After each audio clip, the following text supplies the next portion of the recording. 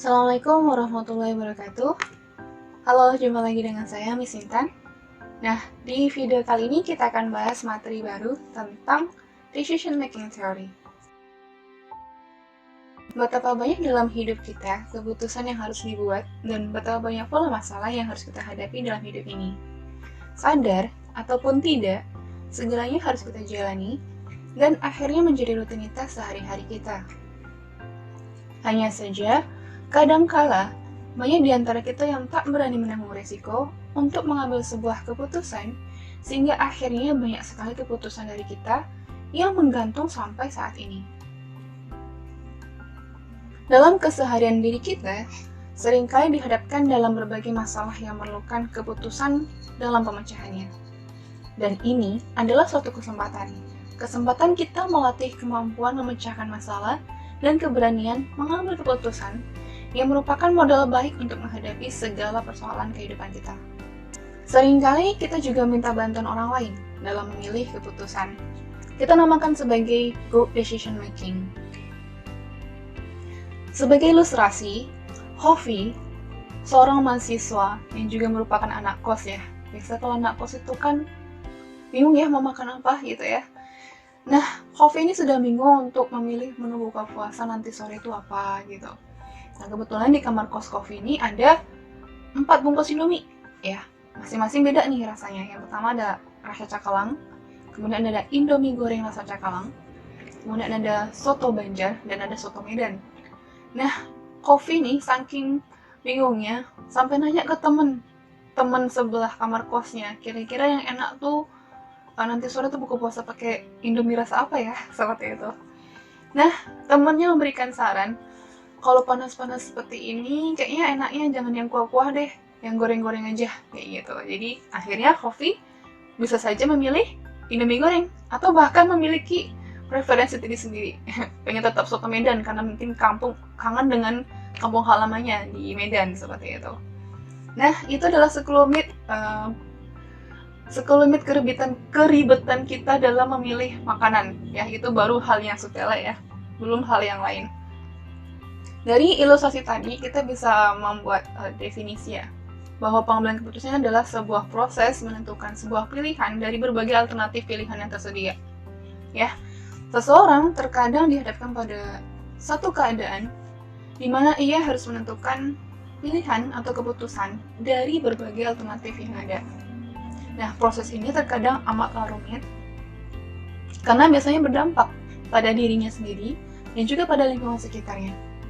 Contoh misalnya, kalau dalam ranah bisnis, seorang pemimpin produksi atau manajer produksi ya, memutuskan untuk mengurangi produksi di saat kondisi perekonomian sedang buruk. Contoh sekarang ya, dalam masa-masa wabah corona ya.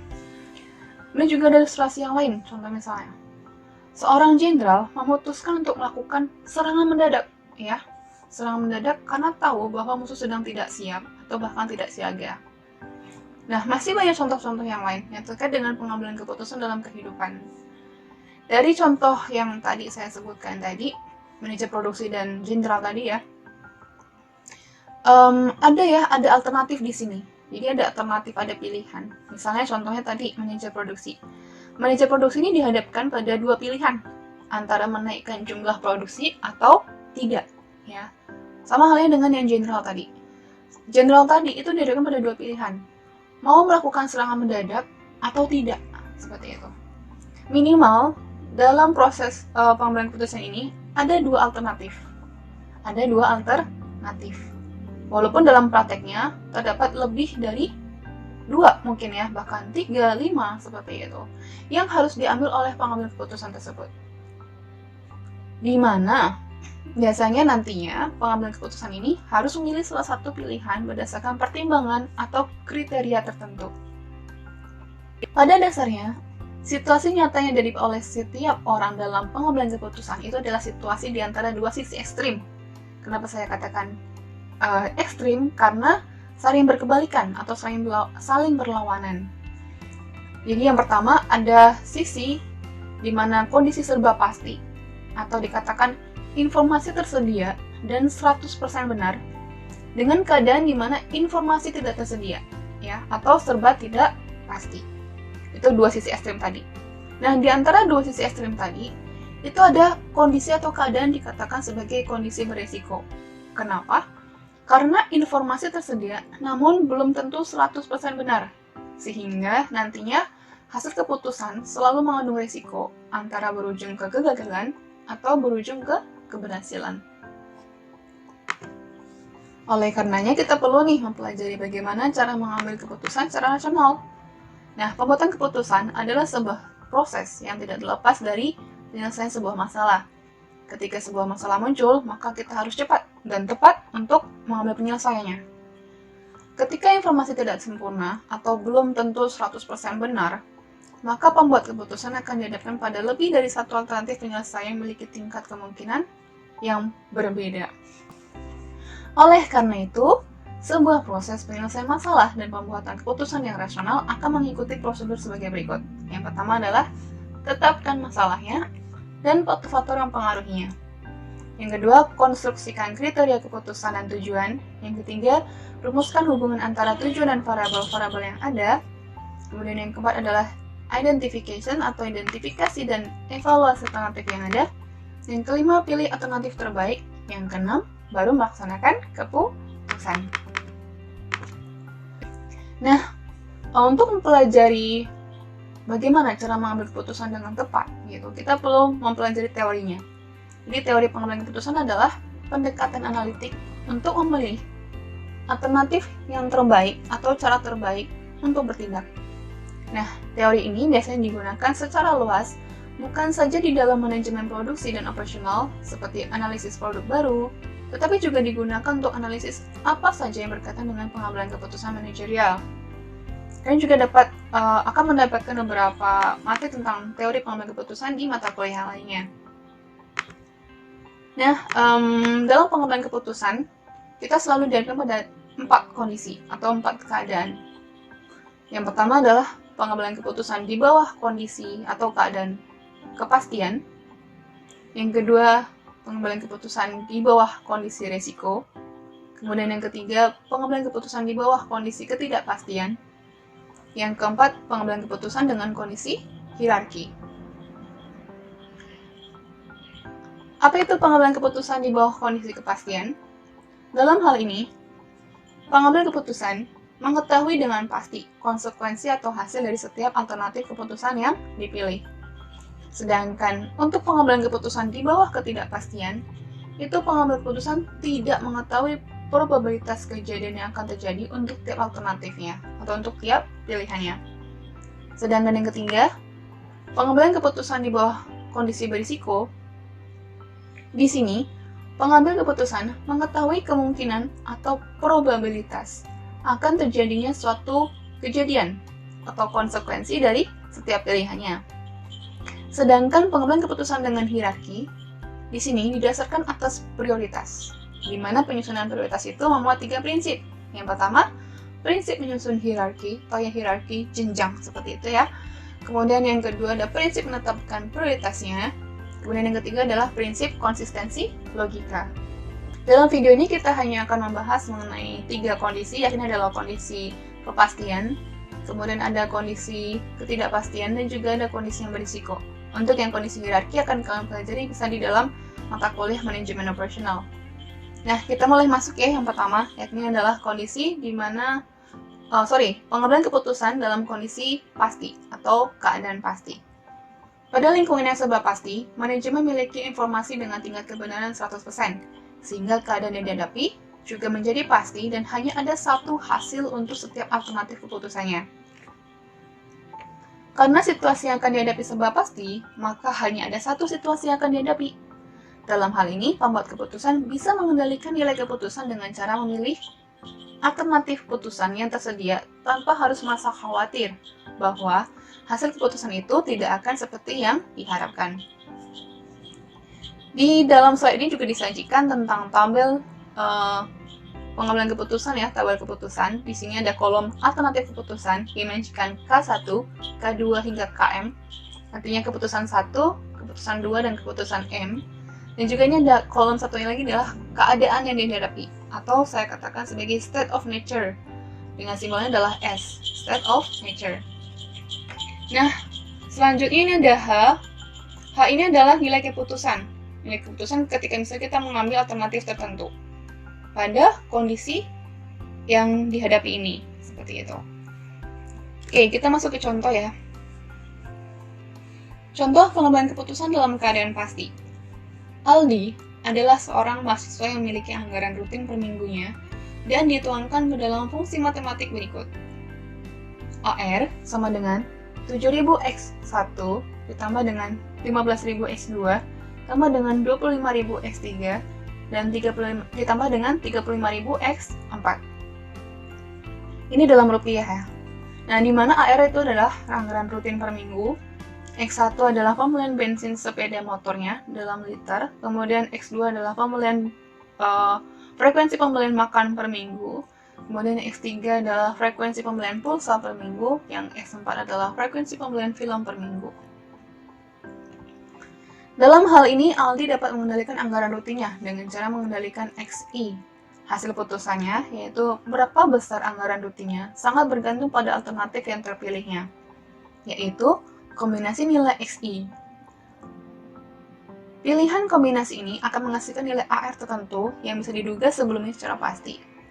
Contoh misalnya, jika Aldi memilih alternatif pembelian bensin 4 liter per minggu, 20 kali makan per minggu, pembelian pulsa 1 kali per minggu, nonton film 1 kali per minggu, maka Aldi dengan pasti dapat mengetahui hasil putusannya, yaitu adalah AR sama dengan 7.000 kali 4 ditambah dengan 15.000 kali 20 ditambah dengan 25.000 kali 1 kemudian ditambah dengan 35.000 kali 1. Totalnya adalah sebesar Rp388.000.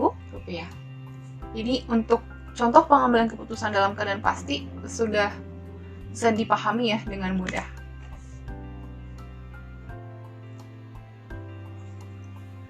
Bagian kedua adalah pengambilan keputusan dalam keadaan tidak pasti. Nah, kebalikan dari lingkungan serba pasti, lingkungan yang serba tidak pasti tidak menyediakan informasi sama sekali. Dengan kata lain, tidak ada jaminan sama sekali terhadap kebenaran informasi sehingga keadaan yang dihadapi juga menjadi tidak pasti. Dan untuk case ini ada beberapa alternatif keadaan. Ya, jadi enggak cuma satu keadaannya, ada beberapa keadaannya ya untuk masing-masing alternatif keputusan. Contoh keadaan lebih dari satu, misalnya contoh ya, pasar sedang baik, itu kondisi satu, kemudian di kondisi kedua adalah pasar sedang buruk, itu contohnya. Nah, dalam penyelesaiannya, dalam pengambilan keputusan dalam kondisi tidak pasti ini, ada beberapa model keputusan yang dapat dijadikan sebagai model-model alternatif yang bisa kita gunakan untuk membenarkan atau merasionalkan perilaku individu yang terlibat dalam proses pembuatan keputusan. Mengingat setiap pengambil keputusan itu memiliki perilaku yang berbeda-beda dan juga memiliki pertimbangan yang berbeda-beda. Ya, ini ada 5 model. Yang pertama adalah Laplace, kedua Maximin, yang ketiga Maximex, yang keempat Harwich, yang kelima adalah Minimax Recurrent. Oke, ini ada kasusnya ini adalah kasus PT Dreamfield. Jadi manajer PT Dreamfield ini sedang dalam proses pengambilan keputusan apakah ia akan melakukan ekspansi itu memperluas ya atau meningkatkan gitu ya. Ekspansi kapasitas pabrik sebesar 20% atau justru mempertahankan skala yang sudah ada atau justru mengurangi kapasitas pabriknya sebesar 20%. Ada tiga alternatif ya. Jadi ada ekspansi, tidak melakukan apa-apa, kemudian juga ada mengurangi. Nah,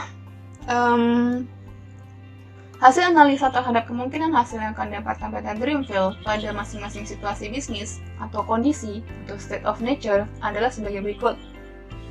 Di sini ada kolom ya, tabel keputusan. Di sini ada alternatif keputusan. Yang pertama adalah ekspansi kapasitas pabrik, yang kedua tetap saja, yang ketiga mengurangi kapasitas pabrik sebesar 20%. Ini adalah alternatif keputusannya. Di sampingnya itu ada informasi mengenai state of nature. State of nature itu adalah bahasa Indonesia-nya adalah keadaan yang dihadapi. Ada 3 keadaan. Yang pertama adalah keadaan recovery atau pemulihan, ya ekonomi sedang pulih gitu ya. Jadi ekonomi pulih itu cenderung meningkat. Yang kedua adalah kondisi ada kondisi stagnan atau tetap ya, jadi stabil. Kondisi yang ketiga adalah recession. Recession itu adalah penurunan ya atau ibaratnya adalah sedang krisis gitu. Nah, berikan saran alternatif yang dapat dipilih oleh PT Dreamville jika menggunakan metode yang A. Criterion Laplace, yang B. Maximin, atau yang C. Maximax, yang ke D. Harwich, atau kata namakan adalah realism, dengan tingkat optimisme adalah 60%. Kemudian yang terakhir adalah minimax regret. Nah, kita akan coba satu-satu bahas dengan kelima model ini. Kita mulai dari yang pertama, kriteria Laplace. If I know nothing, then anything is equally likely.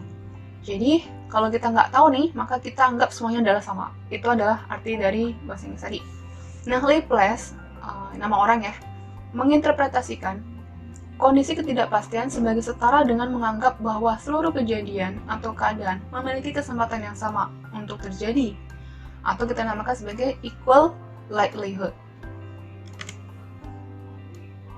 Ada 3 tahap dalam kriterium Laplace. Yang pertama adalah penentuan probabilitas kemunculan state of nature-nya. Jadi nanti masing-masing state of nature nanti kita akan mencari probabilitasnya. Kalau state of nature-nya ada 3, maka kita tinggal bagi 100 dibagi 3 berapa gitu ya. Kalau state of nature-nya 2, maka 100 dibagi 2 gitu.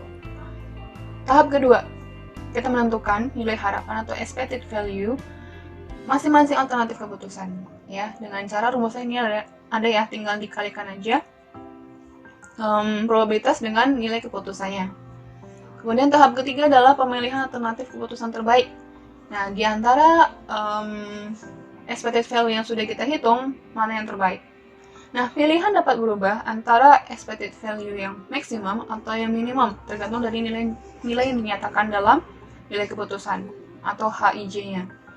Jika nilai keputusannya menyatakan laba atau kenaikan pangsa pasar atau sebagainya, maka pilih expected value yang maksimum. Dan sebaliknya, jika nilai keputusan menyatakan biaya, waktu, dan sebagainya, maka kita pilih expected value-nya yang minimum. Sama halnya dengan kalian mempelajari fungsi tujuan, minimisasi dan maksimisasi, seperti itu ya. Oke, kita langsung saja ya untuk pengerjaan soal yang tadi dengan kriteria Laplace.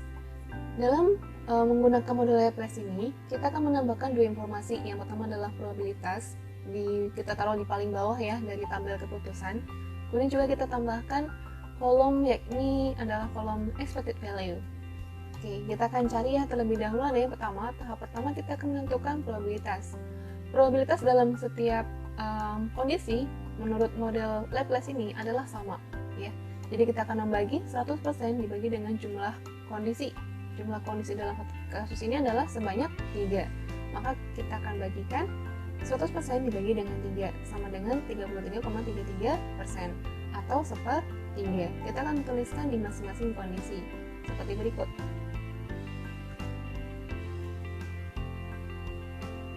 Tahap pertama selesai, kemudian kita masuk ke tahap kedua.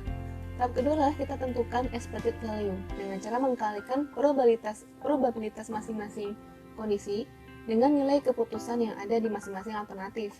Kita contohkan untuk yang alternatif 1, yakni adalah ekspansi kapasitas pabrik sebesar 20%, maka kita akan dapatkan expected value-nya sebesar 5 nilai keputusan di kondisi 1 dikali dengan probabilitas di kondisi 1 1/3. 5 dikali dengan 1/3 ditambah dengan min 1 dikali dengan 1/3 ditambah dengan min 3 dikali dengan 1/3, seperti itu. Setelah kalian jumlahkan, maka hasilnya adalah 0,333. Oke, ini adalah hasil dari alternatif 1.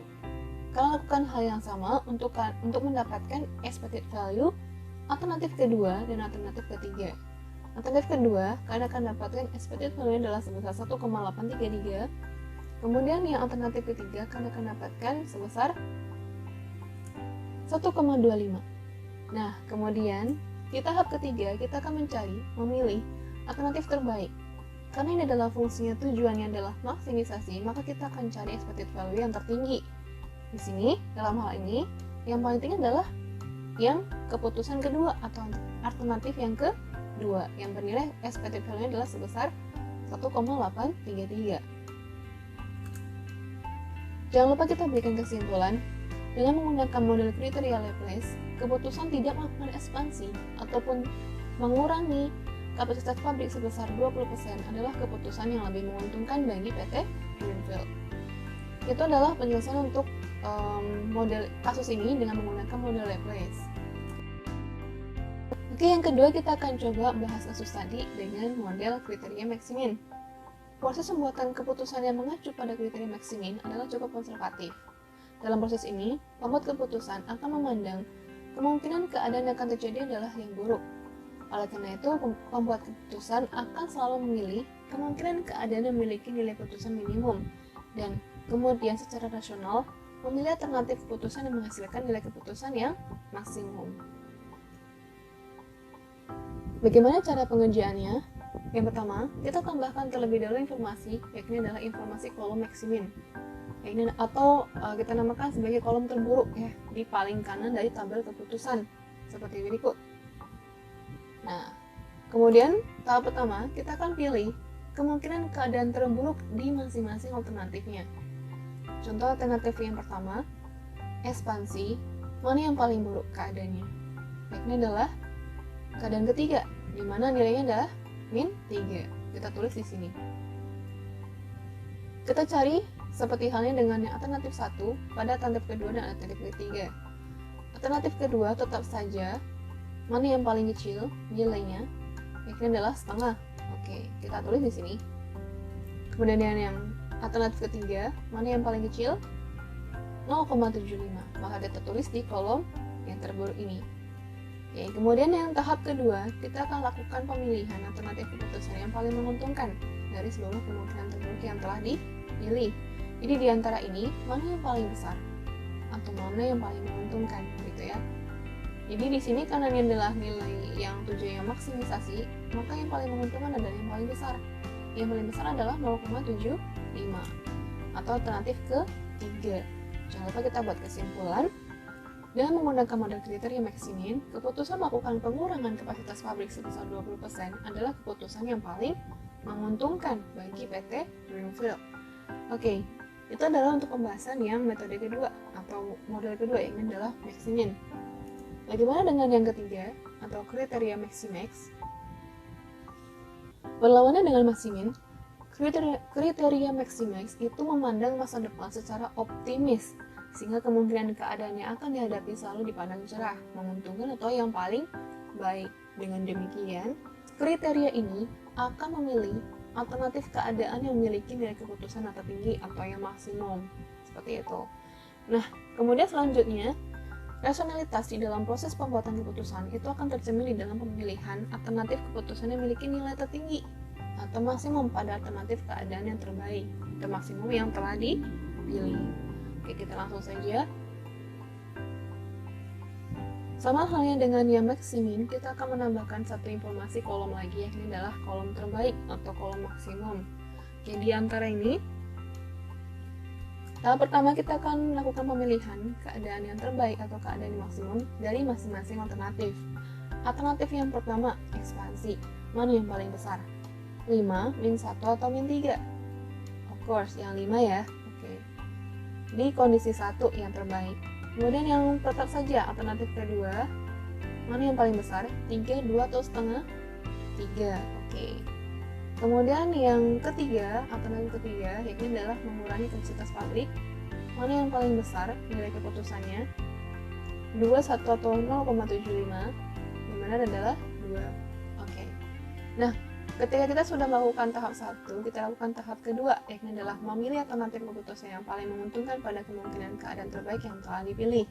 Nah, di sini kita akan mencari angka terbaik, ya, angka terbaik dari kolom ini. Kolom ini karena ini fungsinya adalah maksimisasi, maka kita cari yang paling tinggi. Paling tinggi dari 5, 3, dan 2, mana? 5. Oke. Artinya kita akan memilih alternatif yang pertama, ya. Jangan lupa buat kesimpulan. Dengan menggunakan model kriteria Maximax, keputusan melakukan ekspansi kapasitas pabrik sebesar 20% adalah keputusan yang paling menguntungkan bagi PT Greenfield. Oke, itu adalah untuk pembahasan yang model ketiga atau yang Maximax. Kemudian yang keempat kita akan masuk, yakni adalah kriteria realism atau Howage. Nah, Kriteria ini diajukan oleh Leonid Harvey ya, di mana menunjukkan suatu perpaduan antara kriteria maximin dan maximax. Jadi di sini merupakan kombinasi dari maximin dan maximax. Pada kenyataannya, pengambil keputusan jarang yang sangat pesimistik ataupun jarang yang sangat optimistik. Pengambil keputusan yang tepat biasanya memperlihatkan campuran antara pesimisme dan optimisme. Sebagai akibatnya, Harvey ini menyarankan suatu koefisien optimism untuk mengukur tingkat optimisme pengambilan keputusan.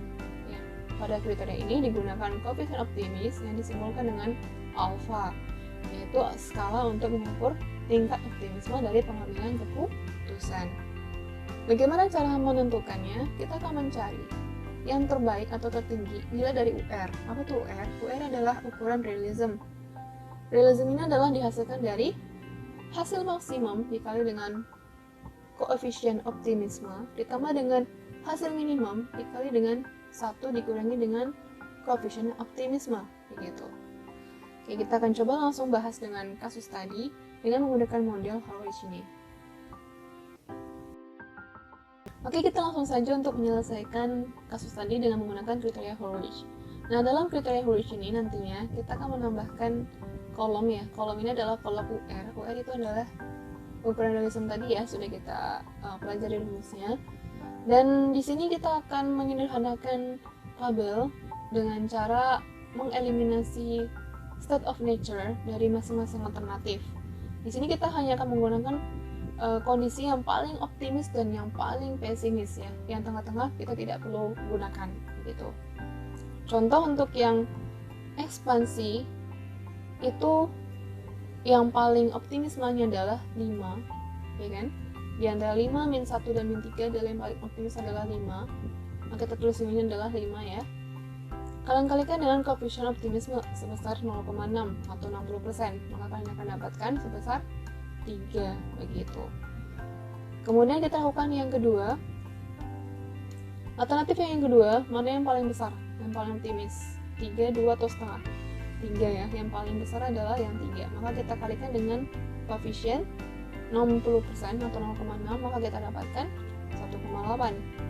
Dan juga dengan alternatif ketiga, yang paling besar adalah 2, maka kita kalikan dengan tingkat optimismenya sebesar 0,6, maka kita dapatkan 1,2 gitu. Ini untuk yang kondisi optimisme. Bagaimana dengan kondisi yang pesimismenya di sini? Nah, untuk yang pesimisme di sini, kita akan cari di masing-masing alternatif nilai terkecilnya, kemudian kita kalikan dengan tingkat pesimismenya sebesar 40%. Contoh untuk yang alternatif 1 ekspansi, mana yang paling kecil? Yang paling kecil adalah min 3. Min 3 kita kalikan dengan tingkat pesimismenya sebesar 0,4. Maka kita dapatkan sebesar min 1,2. Dan juga dengan yang tetap saja, yang alternatif kedua, kita kalikan 0,5 dikali dengan 0,4 sama dengan 0,2. Untuk alternatif ketiga, yang paling kecil adalah 0,75 dikali dengan 0,4, hasilnya adalah 0,3. Setelah itu kita jumlahkan, maka kita akan dapatkan nilai ukuran realism. Ukuran realism untuk yang alternatif 1 adalah sebesar 1,8, alternatif kedua 2,0, alternatif ketiga 1,5 gitu. Dari sini kita akan cari yang paling terbaik. Yang terbaik adalah tergantung dari fungsi tujuannya. Fungsi tujuannya adalah sebesar fungsi tujuannya adalah maksimisasi, maka kita cari yang paling besar. Yang paling besar adalah 2,0. Artinya adalah alternatif kedua. Jangan lupa buat kesimpulan. Kesimpulannya adalah dengan menggunakan model kriteria Harvey, keputusan tidak melakukan ekspansi ataupun mengurangi kapasitas pabrik sebesar 20% adalah keputusan yang lebih menguntungkan bagi PT Triumphel. Begitu. Kira-kira bisa dimengerti ya untuk yang model keempat ini atau model Harvey atau realism ini. Yang terakhir adalah model minimax regret atau kriteria Savage. Oke, minimax regret itu artinya adalah penyesalan terkecil. Gitu. Kalau kalian pernah dengar istilah atau kata-kata begini, penyesalan itu datangnya terlambat. Kalau datangnya duluan, itu artinya adalah pendaftaran. Gitu. Itu sebenarnya kurang tepat. Kenapa saya katakan kurang tepat? Karena sejatinya kita bisa mengukur penyesalan sebelum penyesalan itu datang, ya kan? Karena kita kan diberi akal, kita bisa berpikir kira-kira dengan kita memilih keputusan ini, kira-kira akan menghasilkan kerugian bagi kita tuh seberapa besar gitu. Atau justru dengan mengambil keputusan yang lain, apakah penyesalan saya nantinya itu akan lebih kecil gitu. Jadi minimize regret di sini, model ini akan mengukur kira-kira keputusan mana yang menghasilkan penyesalan terkecil begitu. Jadi kriteria Savage ini mengetengahkan sebuah pendekatan yang menggunakan konsep opportunity loss, nilai kesempatan yang hilang akibat memilih satu keputusan, sebagai gambaran nilai penyesalan yang akan ditanggung oleh pembuat keputusan. Penyesalan seorang pembuat keputusan menjadi ukuran kegagalan untuk membuat keputusan terbaik. Tentunya, para pembuat keputusan menghendaki agar kerugian atau biaya kesempatan yang hilang adalah seminimum mungkin. Oke, dengan kasusnya PT Dreamville tadi kita coba selesaikan menggunakan model Criterion Savage atau Minimax Regret. Pertama, kita akan terlebih dahulu membuat tabel penyesalan. Ya, tabel penyesalan di sini kita namakan sebagai Opportunity Loss Tabel.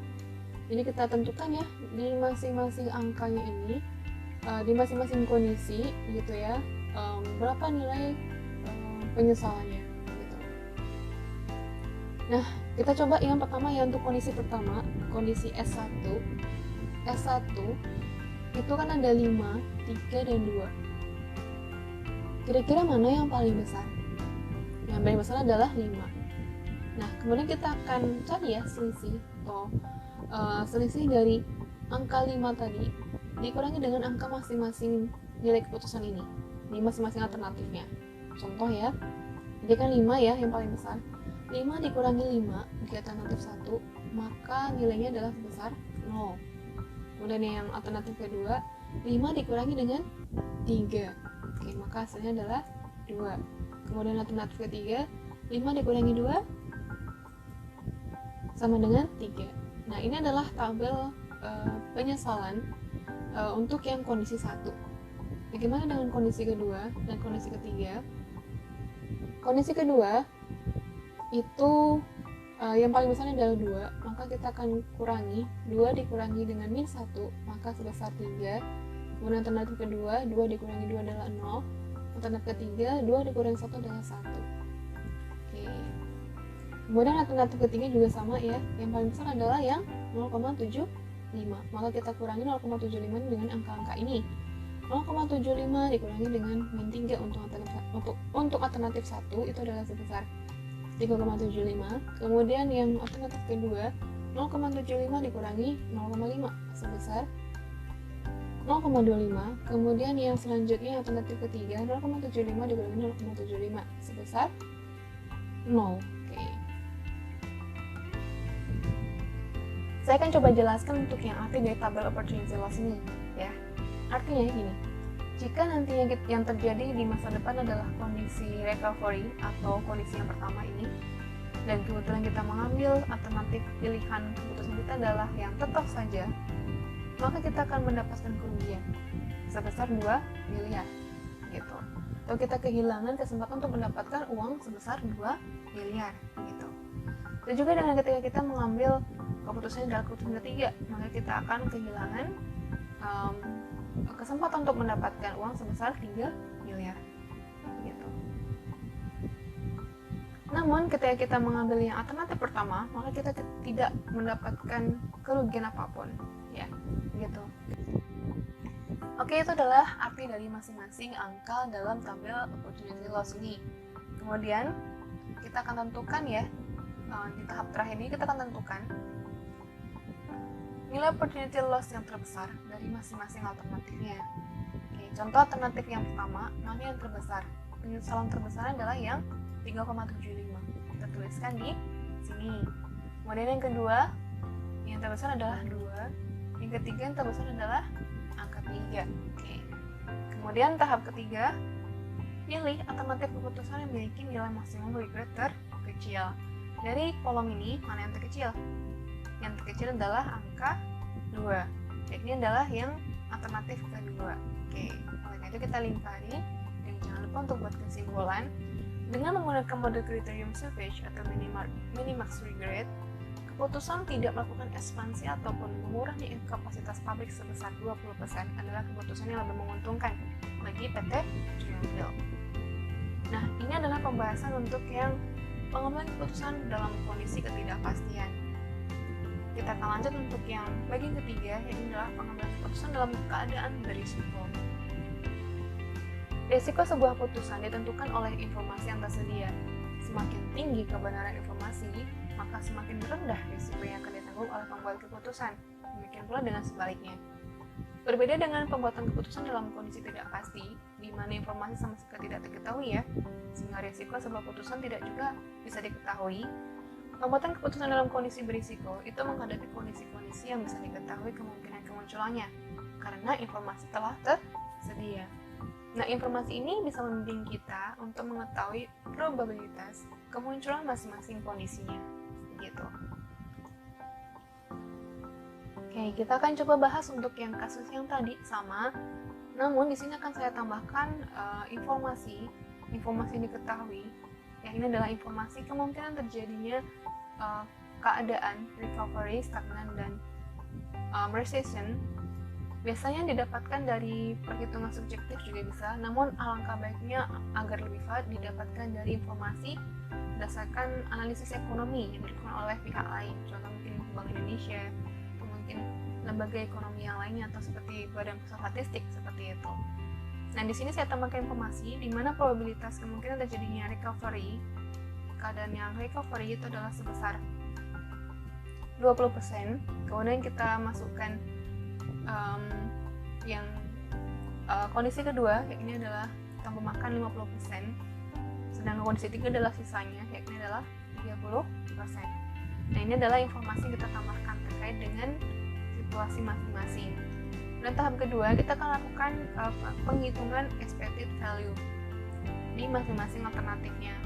Caranya hampir sama dengan Laplace, cuman kan kalau Laplace kan probabilitasnya kan berbeda-beda, sama ya, cuman kalau di sini probabilitasnya berbeda-beda, tapi caranya sama. Oke, kita masukkan, kita kalikan. Oke, kita akan kalikan nilai keputusan dengan probabilitas sesuai masing-masing dari kondisinya. Ya, contoh untuk yang alternatif pertama, ekspansi, kita akan kalikan 5 dikali dengan 20%, tambah dengan min 1 dikali dengan 50%, tambah dengan min 3 dikali dengan 30%. Maka kalian akan dapatkan hasilnya adalah sebesar min 0,4 gitu. Kita lakukan hal yang sama untuk alternatif kedua dan alternatif ketiga. Alternatif kedua didapatkan expected value adalah sebesar 1,75, sedangkan yang expected value alternatif ketiga didapatkan adalah sebesar 1,125 gitu. Tahap terakhir adalah kita lakukan pemilihan alternatif terbaik ya. Karena tujuannya adalah maksimisasi, maka kita cari alternatif yang memberikan expected value yang tertinggi. Yang mana? Yang alternatif kedua, yaitu adalah 1,75 begitu.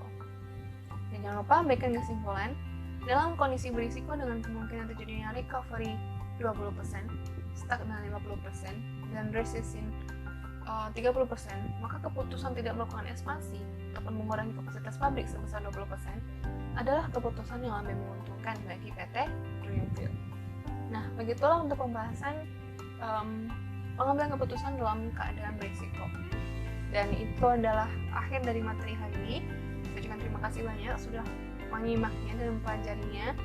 Silakan diulang kembali videonya jika ada yang belum diketahui atau belum dipahami secara utuh. Dan terima kasih banyak. Saya akhiri terlebih dahulu untuk sampai sini. Assalamualaikum warahmatullahi wabarakatuh.